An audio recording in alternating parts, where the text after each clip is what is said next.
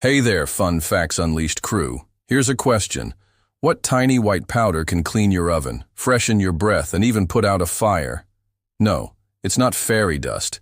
It's baking soda, the unsung hero hiding in your kitchen cupboard. Sure, most of us know baking soda as the thing that makes cookies rise into delicious, fluffy goodness. But here's the scoop. It's way more than just a baker's sidekick. Did you know that baking soda can neutralize odors? That's why people keep an open box in their fridge. Smelly leftovers? Fishy fish? But wait, it gets weirder. You can use baking soda as a toothpaste substitute.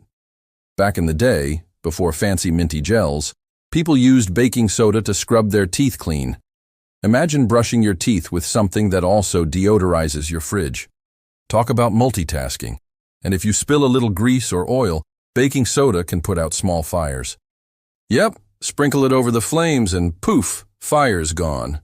That's some kitchen firefighter energy right there. Here's one you'll love. Mix baking soda with water and you've got a natural cleaning paste. Scrub your sink, stovetop, even silver jewelry. It's like a magic eraser but way cheaper.